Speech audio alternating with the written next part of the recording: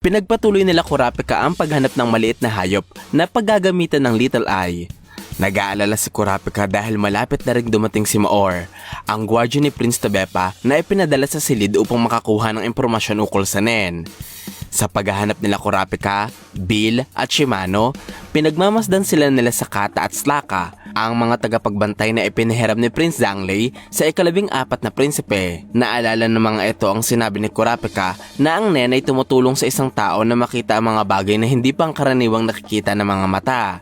Hindi pa sila masyadong naniniwala dito sapagkat iniisip nilang maaaring umaarte lamang sila Kurapika na may hinahanap para maging kapanipaniwala ang kwento nila tungkol sa Nen. Habang naghahanap, dumating na nga sa silid si Maor.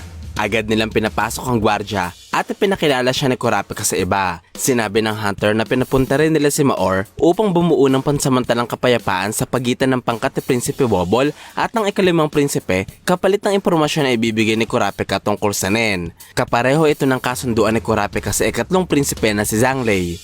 Dagdag pa ng hunter para maging patas at pantay ang impormasyong ibabahagi niya sa mga gwardyang ipinadala ng bawat prinsipe, gusto niya sumama sa kanya ang lahat ng gwardya sa silid ng mga tagapagsilbi.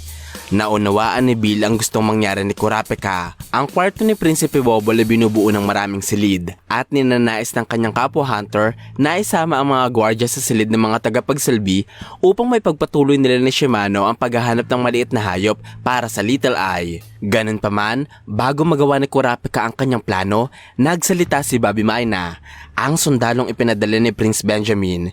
Sinabi nito na trabaho niyang bantayan si Prinsipe Wobble kaya hindi siya pwedeng sumama kay Kurapika. Dahil dito, pinakausapan na rin ni Kurapika si Reyna Uwito at Prinsipe Wobble na sumama na rin sa kanila. Pero, imbis na sa silid ng mga tagapagsilbi, sa silid na lamang ni Prinsipe Wobble sila mag-uusap lahat.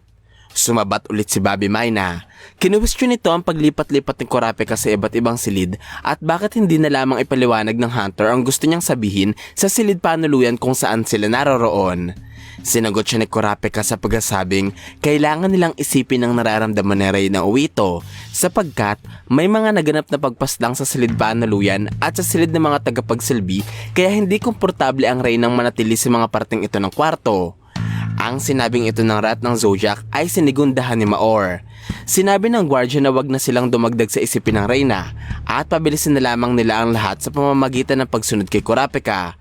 Dahil sa opinyon ni Maor, pumayag na si Bobby Mayna. Tinanong ni Kurapika ang gwardiya ni Prinsipe Tobepa kung ayos lang ba ditong marami siyang kasama sa kanilang diskusyon. Sinagot siya ni Maor na ayos lamang sapagkat ang habol lamang nila sa kwarto ay ang impormasyon ukol sa Nen at kahit madaming nakakaalam ng kapangyarihang ito, nakadepende pa rin sa gumagamit at kung paano nila ito gagamitin ang mas importante. Dahil dito, pumunta na ang lahat sa silid ni Reyna Uwito at inumpisahan na ni Kurapika ang kanyang pagpapaliwanag. Nagsimula si Kurapika sa pagpapaliwanag ng mga Nenbis. Ayon sa hunter, ang mga guardian spirit beast ng bawat prinsipe ay nakuha mula sa seed urn ceremony. Kinukonsumo ng mga ito ang aura ng kanilang host bilang enerhiya kasabay ng pagpoprotekta sa mga prinsipe. Ang anyo ng Nenbeast ay nakadepende sa katangian ng nagmamayari sa kanila. Meron silang iba't ibang hitsura at abilidad kaya kailangan nilang maging maingat. Ang bawat Nenbeast ay may isang bagay na magkakatulad at ito ay ang layuning protektahan ng prinsipeng kanilang pinagmumulan. Ganun pa man, dinagdag ni Kurapika na hindi siya sigurado kung ito ang pangunahing layunin ng mga halimaw na ito sapagkat maaaring may iba pang gusto ang mga Nenbeast na hindi pa nila alam. Habang nagpapaliwanag, nabalisa si Reyna Uwito. Tumingin ito sa bandang itaas ng silid. Napansin ito ni Kurapika kaya napalingon din ng hunter sa direksyon. Dito niya nakita ang isang ipis na gumagapang sa pader. Dahil sa kanilang reaksyon, napatingin din ng mga gwardyang nakikinig kay Kurapika sa insekto. Nainis si Kurapika sa sitwasyon sapagkat sa napakaraming pagkakataon na pwede silang makakita ng maliit na hayop, bakit ngayon pa kung kailan nasa harap nila ang mga gwardya ng ibang prinsipe? Ang reaksyon ng hunter at ng Reyna ay napansin ni Bobby Mayna. Napuna niya nakakaiba ang emosyon ng dalawa para sa ipis.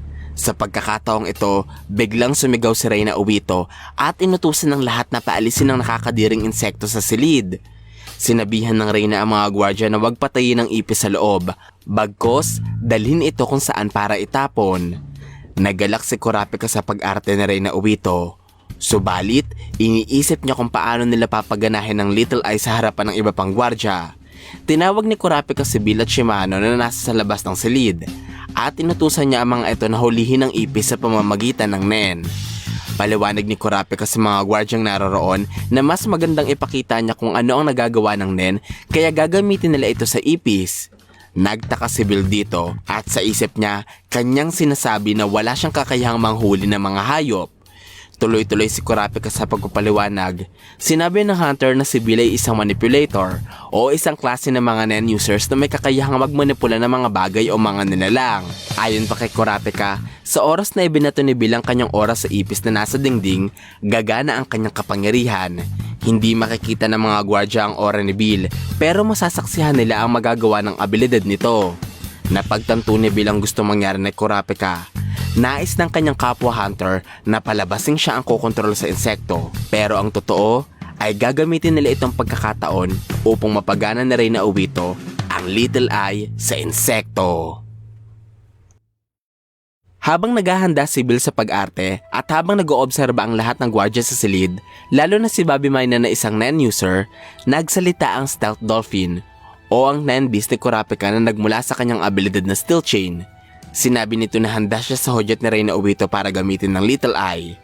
Ang Reyna at si Kurapika lamang ang nakakarinig at nakakakita ng Stealth Dolphin. Maaaring dulot ito ng napakalaking kapalit na hinihingi ng Emperor Time para magamit ang Steel Chain. Sumigaw si Bill at umarte siya na magpapakawala siya ng aura. Kasabay nito ang pagbulong ni Obito sa Stealth Dolphin na pagganahin na ang Little Eye. Ang pagturo ni Bill sa ipis, pag-uutos ni Reyna Obito at ang paggamit ng Stealth Dolphin sa Little Eye ay nagawa ng walang mintis nila Kurapika. Nagsalita ulit ang Stealth Dolphin at sinabi nito sa Reyna na makokontrol na niya ang insekto. Lumipat ang paningin ni Obito sa ipis. Pinagmamasdan niya mula sa taas ang mga gwardyang nagtataka kung may ginawa nga ba sila Kurapika sa insekto dahil hindi ito gumagalaw. Ang pagkalipat ng mga pandaman ni Obito papunta sa ipis ay naging dahilan para siya mahilo, kaya kinuha ni Shimano si Wobble at pinaupo ni Kurapika ang Reyna. Naisip ng hunter na dahil nakapikit ang mga mata at nakahiga si Obito, walang magdududa sa silid na siya ang kumukontrol sa insekto. Nagsalita muli si Bill at sinabi niya sa kanyang mga kasama na mag-uutos sila ng kahit na ano at gagawin niya ito sa pamamagitan ng ipis. Sinabi ni Bobby Mina na paliparin ni Bill ang insekto at padapuin ito sa kanya. Lumipad nga ang ipis. Inutusan din ito ni Bill na gumawa ng iba't ibang klase ng paglipad at pinadapo ito sa ballpen na kanyang hawak. Walang kaalam-alam ang lahat na sa Reyna Obito ang tunay na nagmamanipula ng insekto. Sinabi ni Bill na itatapon niya na ang ipis at dito ipinagpatuloy ni Kurapika ang kanyang pagpapaliwanag. Ayon sa hunter, ang paglalagay ng kondisyon ang nagbibigay sa isang Nen user ng kakayahang makalikha ng mga abilidad.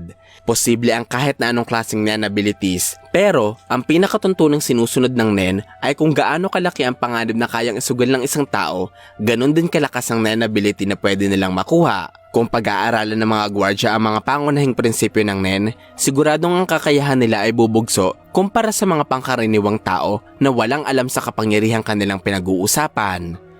Tinanong ni Kurapika si Bobby Mina kung meron ba itong nais na idagdag, bilang ang sundalo ay isa ring Nen user. Sumagot si Bobby Mina. Sinabi niya na maganda ang pagpapaliwanag ni Kurapika pero hindi ito ang gustong malaman ng mga naroroon.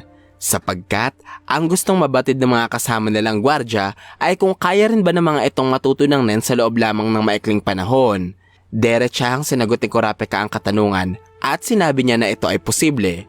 Kaya ng bawat gwardyang matuto ng pangunahing kaalaman ukol sa Nen sa loob lamang ng 2 linggo. Sapat na ang malalaman nila sa panahong ito para maprotektahan nila ang kanilang mga sarili mula sa pag-atake ng ibang Nen users. Tinanong ni Slaka si Kurapika kung plano ba nitong turuan silang lahat.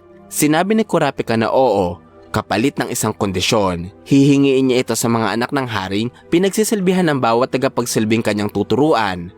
Kaya, kailangan sabihin ng mga gwardya sa bawat prinsipe kung gusto nilang lumahok at pumasok sa kasunduang bubuuin ni Kurapika. Napaisip ang lahat ng naroroon, lalo na si Bobby Mina. Napagtanto niya na sobrang henyo ni Kurapika dahil mapapasunod niya ang mga prinsipe na pumasok sa isang pansamantalang kapayapaan. Bukod dito, naintindihan din ng sundalo na dahil sa kakayahan ni Bill na makontrol ang mga insekto, pwede nilang gamitin ang ipis na kanilang nahuli para mag-espiya. Matapos pakawalan nila Bill ang insekto sa lagusan ng hangin na matatagpuan sa dingding ng kwarto. Ang lagusan na ito ay konektado sa silid ng ibang mga prinsipe. Ang paniniwala ni Bobby Mayna na alam niya na ang kakayahan ni Bill ang nagdala sa kanya sa sunod niyang layunin. At ito ay alamin ng nanability ni Kurapika. Pero hindi ito magiging madali para sa sundalo sapagkat nakaobserba din ng hunter sa kanya. Alam ni Kurapika na gumagamit ng Ensei Bobby Mayna at binabalutan nito ang buong silid para malaman ng sundalo ang lahat ng kanilang kinikilos, lalo na ang kanilang mga kapangyarihan. Samantala, ang ipis na pinakawalan ni Bill sa lagusan ng hangin ay patuloy pa rin kinukontrol ng nakapikit na Serena Owito. Patungo ito sa silid na malapit sa kanilang kwarto. At ito ay ang silid ng ika-13 prinsipe na si Mariam. Nakita ng Reyna ang batang prinsipe na naglalaro habang pinapaligiran ng kanyang mga tagapagsilbi at habang binabantayan ng kanyang guardian spirit beast na may anyo ng isang malaking dragon.